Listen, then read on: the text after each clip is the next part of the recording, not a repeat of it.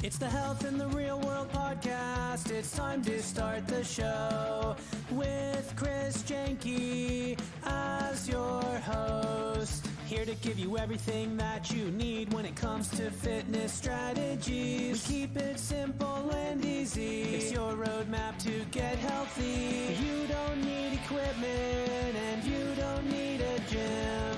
Just the right strategies to get you fit and trim. Welcome to Health in the Real World podcast. We're here today with Lenora Colarusso. Lenora, how's it going today? It's great. Great. Good. How are you? I'm doing fantastic. Really Good. well. So let's get started here just with a quick introduction of who you are, what you do, and then we can dive right in. Okay. So I am Lenora Colarusso. I am an RN holistic health coach.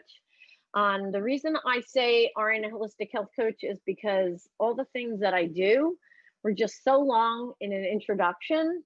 I have 5 kids and they would all say to me, Mom, that's just like too much. I'm a registered nurse. I'm a yoga teacher. I'm a personal trainer. I'm a Reiki master. I'm a nutritional counselor. So it was like too many things. So RN holistic health coach, that is my title. So I just help people with health and wellness, not just as a one-shop pony, it's for the rest of their lives. And I'm focused more on women. I've had really honed down in my niche as far as working with women in my age bracket. I want to say the baby boomers and empty nesters who, okay, they've raised their children. Now what? Now it's like, what do I do? I'm unhealthy. I don't feel that good. So that's what I'm honing in on now. That's my audience. That's what I do. That's great. You're very clear, very specific as far as who you generally work with and who you're there to help. That's cool. Yep. Nice. Yes. So Lenora, somebody who is, let's say, just starting, say you meet somebody new and they find out what you do and they say, I'm really not healthy. I'm not fit. I'm not where I want to be. What are the 1 or 2 things that you recommend to that person just to get started? What do you tell that person? Okay. I'm all about not taking on too much at one time because even the good things in health and wellness can be very stressful. If I told somebody, okay, there's all these pillars of health and wellness, right, to achieve total health and wellness. So we're talking about my foundation is always food. And I talk about that with experience, like with all of my past. I can't go into that, but how it healed me. It's through experience. So the foundation is always food. So I would say we start with that and talk about what they're putting into their bodies, because it makes such a difference. Whatever you're putting into your body is what you're going to be putting out there into the world. And I'm sure people have heard this a million times, but consciously what you're putting out there, like being able to think clearer into decisions that you're making outside of you, like after you eat, like whatever you're putting in your body, you'll be able to make more conscious, clear decisions if you're putting good energy food into your body. You'll be able to work out better. You'll be stronger. You'll be able to sleep better.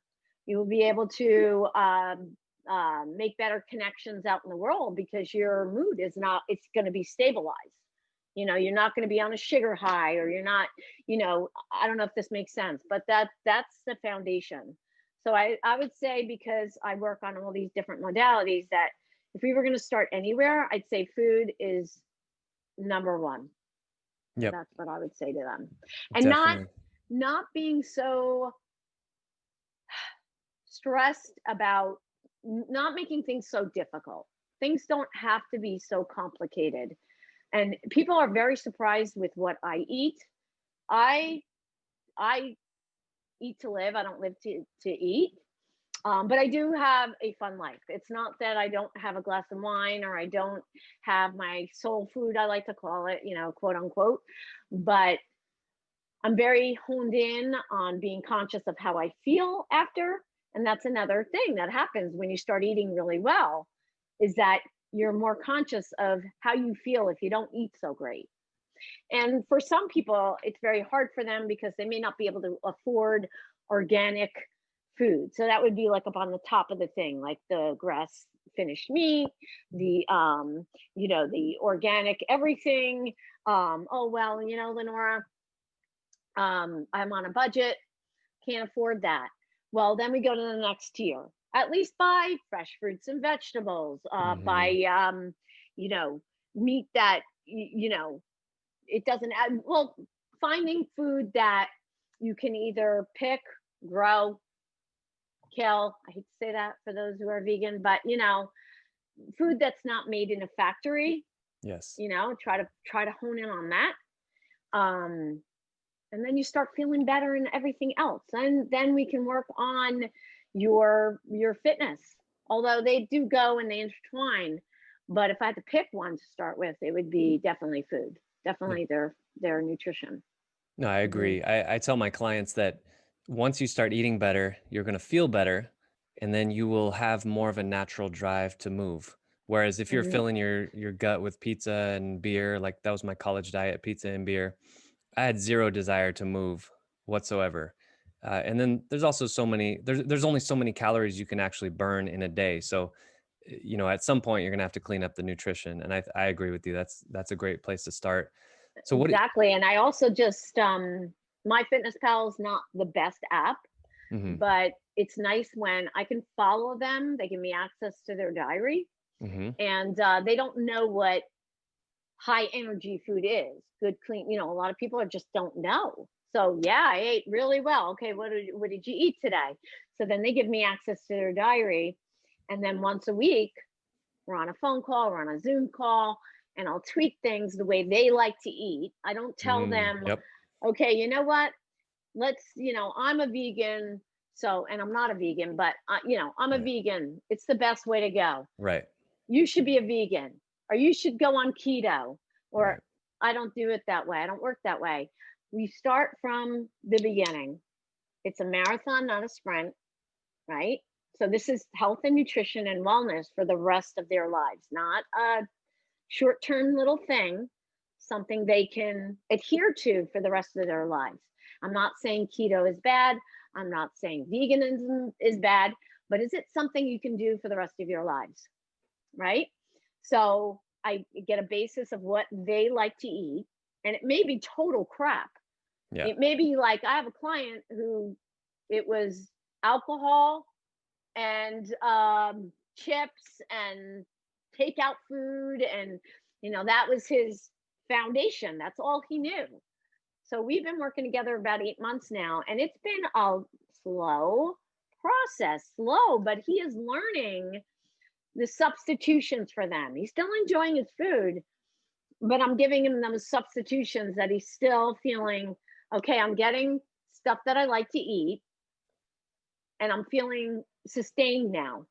And he's, I'll ask him, hone in on how you're feeling. How are you feeling? So when he doesn't eat well, he really notices how he feels. You know what I mean? Like, I ate 2 bags of chips, like big bags of chips. Well, how did you feel? And we talk about it. So it's like a therapy session once a week also. And it works really well. I think that's good. I think the more you can link what you eat with how you feel, because sometimes people sort of disconnect those two, right? They eat a bunch of garbage and they don't realize that the way they feel now, when they have a headache, they're low energy, is a direct result of eating that garbage. And, when I talk to clients and they say, Chris, what should I eat? Give me a meal plan. I say, I don't need to give you a meal plan. You tell me, give me 3 days. Give me 3 days, the last 3 days of what you ate, and I will make one little tiny baby tweak to it. I'll just put my 2 cents in. I'll say, oh, maybe you could take this one thing and replace it with this. Try that for a week. And it's exactly what I do, Chris. Exactly. You sound baby steps just like me. And I do the same thing. We're taking one little tweak. I'm using another example. Okay. I use 5 teaspoons of sugar in my coffee. Right. Okay. So let's just start with that. Let's go Can to you 4. do 4 teaspoons? Can Right. and that's how slow I go, but that's what sticks.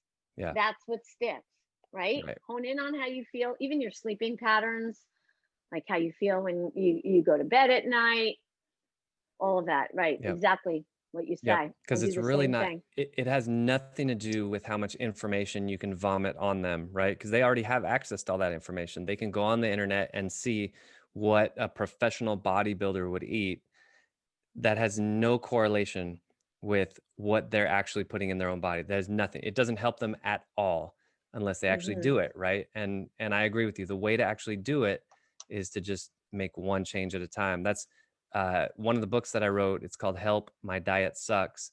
And it's basically that's the concept is all it is 7 habits. And habit number 1 is don't drink anything except water, and drink a half a gallon to a whole gallon every single day of water.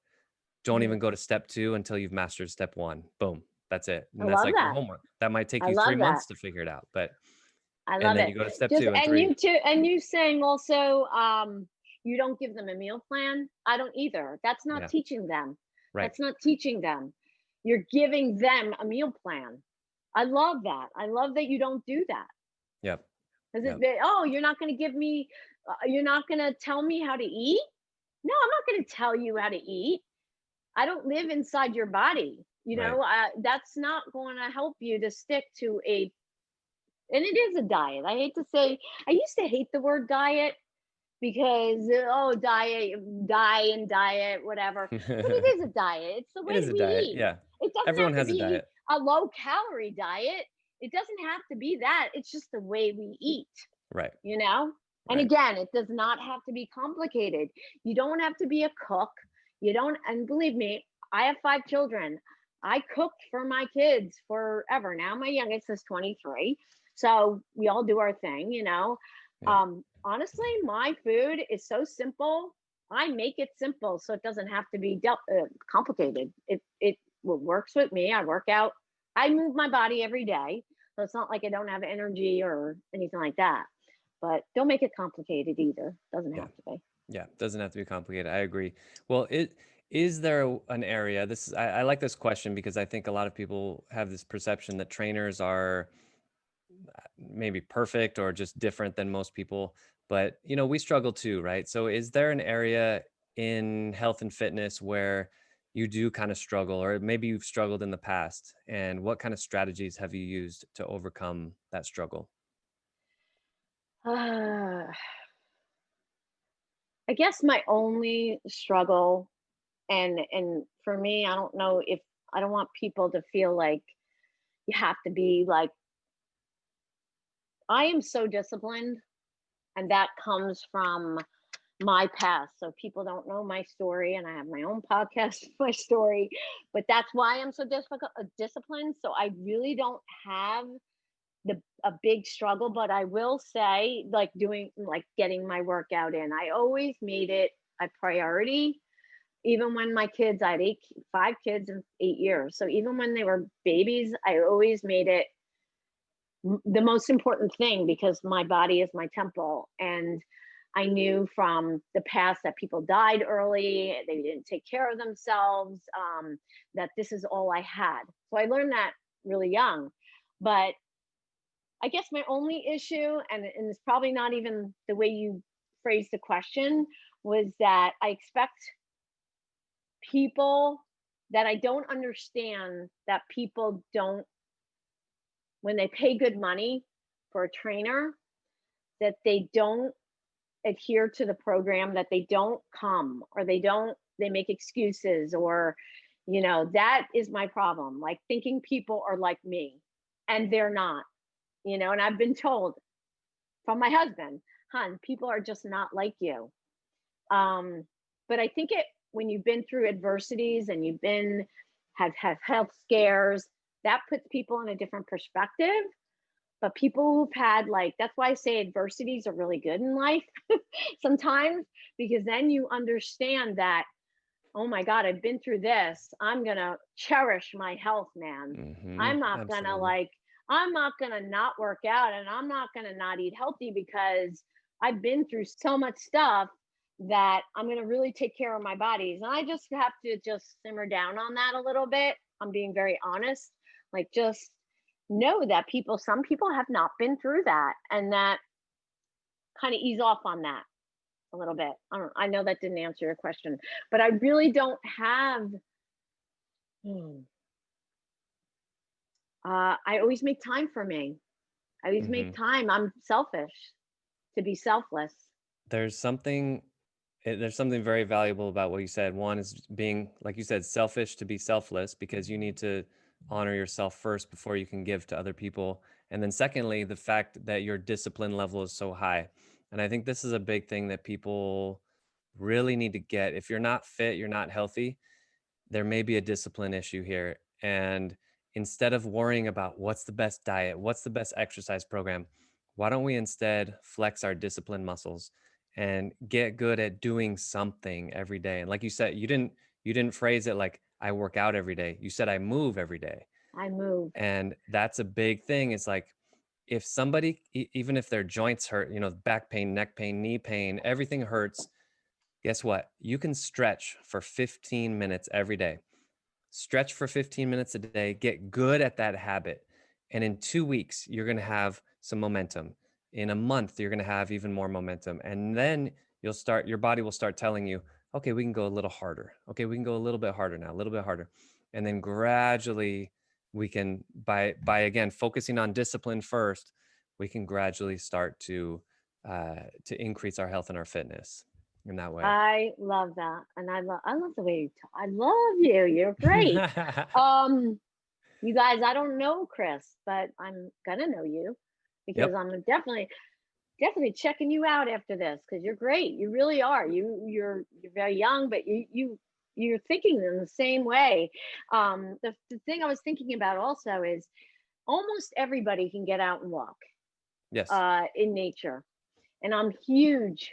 I'm a holistic RN, holistic health nurse, so I am very big on nature and the healing effects of grounding, being grounded to the earth, getting out. I think it's amazing that the trees, like these beautiful trees, I live on 17 acres in Hillsborough, New Jersey, and I thrive in this environment. It's just my medicine. And I get out in nature every day. And you pinpointed it. Yes, it's not that I'm in the gym being a beast every day. We don't want that. You're going to burn out so quick. So I give myself 3 days in the gym, spread it out. I work out really hard. I dedicate my hour to working out really hard. But the other times, just like you said, there's mobility, there is my meditation, there's my yoga, and my yoga is not young in nature. It's not moving and working my body more like I did in the gym. And there's nothing wrong with that. But I do the yin type movement in yoga. I'm a restorative and yin yoga teacher. So I Nice. bring the body system down, which is just as important. Yes, Being, absolutely. activating your power. And I think you were practicing yoga when I signed in before. So We I do. think you, I don't I don't know. officially do yoga, but I blend some yoga, Pilates, some body weight, some weightlifting, all these concepts together into sort of a monster hybrid workout for my clients. So Oh, I I literally love try that. to try to like take from all the modalities that work, because in the end, everyone's speaking the same language. Muscles can only do two things. They can only engage and relax, and we're just trying to teach them to do both. So That's awesome. yeah. That's awesome. So we do need young energy, which is Yep. when you're in the gym, it's a lot. We can't have one without the other. So the Exactly. yin and the yang, right? So they're always there, but we dominate in one, and a lot of us dominate in yang energy, which is very fiery, which after a certain amount of time, it's going to do its toll Yep. mentally or physically. So I preach about restorative yoga where you can tell I'm pretty type A and I'm not changing my personality. But if you saw me teach a restorative class, I get in that zone so fast. And restorative is the art of doing nothing. So that Yeah. could be very uncomfortable for people because we are a It's world very of hard. Yeah, we very are a hard for a world lot of of people. human doings, not human beings. But and that's why I find a lot of my clients or students are people that have kind of let the ego take a back seat because they're getting older, and then they're welcoming in this this peace, this surrender, this letting go, right? So it's very hard to let go and surrender and be without all that stimulation. So I preach restorative yoga, and restorative yoga qualities or the elements are warm, quiet, dark, still, safe. So if you go the opposite way, you're stimulating that nervous system. It's all Right. about bringing it down. And that, as a nurse, we learn that's how patients heal when they're in that parasympathetic state. That's why they are given drugs in the hospital, so they're not agitated, and that's when the body will heal. So that's what I try to do without medication in the restorative yoga. So I went off track a little bit, but that's just as important. So whether it is walking in nature without earbuds and listening to the sound of your feet on the ground, or the birds, or the leaves, or just the air, that's a form of meditation that will bring your body system down. But most people will have their earbuds in. Now I have to say I do the same thing, because that's when I get my podcast in and listen to all my stuff. But I meditate, I do make time to meditate and practice restorative yoga. But I would tell your audience, try to make time to bring your body system down too, because that's just as important as me training you in a gym, or doing an active yoga, or whatever it is. So what I was saying before about, if anything, just almost everybody can walk. So that's besides the nutrition. Oh, I can't run. Who's telling you to run? I run in the morning, but that's me. I know how to run.